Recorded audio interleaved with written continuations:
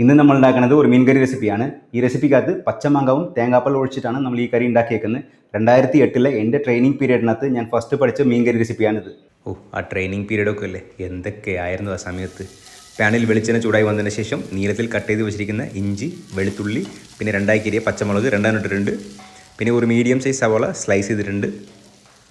നമുക്ക് ഇതിൻ്റെ കൂടുതൽ തന്നെ ആവശ്യത്തിന് ഉപ്പിട്ട് ഈ സവാള ഒന്ന് കുക്ക് ചെയ്തെടുക്കാം.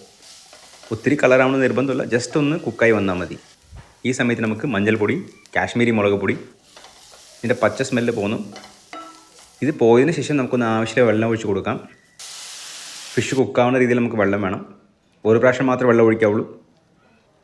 പിന്നെ ഉപ്പും മഞ്ഞൾപ്പൊടി ഇട്ട് തിരുമ്പി വെച്ചിരിക്കുന്ന ഫിഷ് ഞാൻ വിത്ത് ബോണോട് കൂടി യൂസ് ചെയ്തിരിക്കുന്നത്.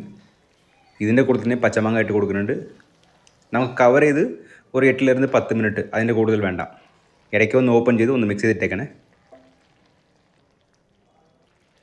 8 മിനിറ്റ് കഴിഞ്ഞു, നമ്മുടെ ഫിഷ് കുക്കായിട്ടുണ്ട്. ഈ സമയത്ത് നമുക്ക് 1 തേങ്ങാപ്പാൽ, നല്ല തിക്കായിട്ടുള്ള തേങ്ങാപ്പാൽ ഒഴിച്ചതിന് ശേഷം ഫയർ കുറച്ചിട്ട് നമുക്കൊരു 1 മിനിറ്റ് ജസ്റ്റ് ഒന്ന് സ്ലോ ആയിട്ട് ഇങ്ങനെ കുക്ക് ചെയ്തെടുക്കാം. ഈ പാലിലെ തല വന്നതിന് ശേഷം നമുക്ക് ഓഫ് ചെയ്യാം. അപ്പം, ഇടിയപ്പം, പിന്നെ കുത്തരിച്ചോറ് അതിൻ്റെ കൂടുതൽ കഴിക്കാൻ അടിപൊളിയാണ്. പിന്നെ എപ്പോഴും പറഞ്ഞത് തന്നെയാണ്, everybody can cook and everybody has to cook.